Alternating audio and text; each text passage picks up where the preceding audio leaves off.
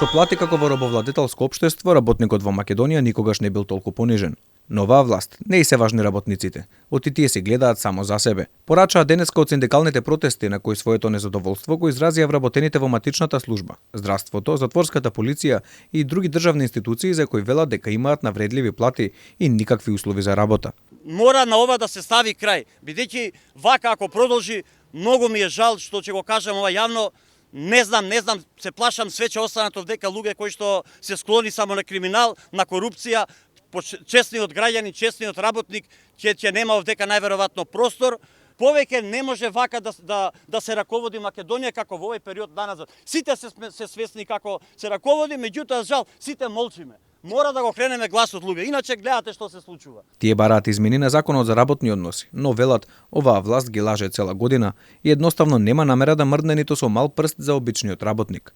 Од независниот синдикат на полицијата велат оти ниту тие, ниту нивните колеги од затворската полиција не се безбедни на работа и работат во ужасни услови, со ниски плати, а власта во јавноста пласира погрешна слика за состојбите. Неколку пати сум потенцирал, не може од партиски штабови да се зимаат лица, да се вработуваат на места кај што заминале херои, да се запослуваат луѓе на места кај што имаме и сме имале професионалци. Ние сега имаме вакуум простор кај што имаме, условно кажано, не дај Боже, хаос.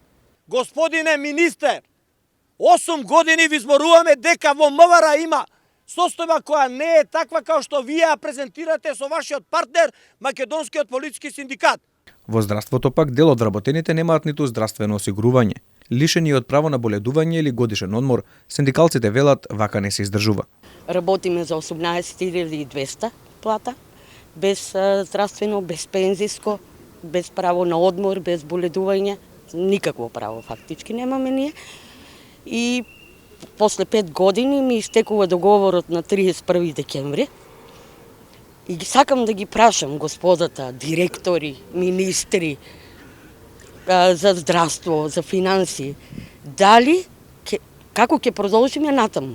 Изминатите години скоро и да немаше синдикат на вработени во државната администрација кои не излегоа на протести. Од судовите до министерствата, здравството, безбедносните служби и ред други постојано се на улиците. Тие порачуваат оти не може владините функционери да уживаат во раскош, додека државните служби без кои системот не може, да не знаат како да врзат крај со крај и да живеат недостоинствен живот во кој не можат да си ги дозволат ниту основните потреби.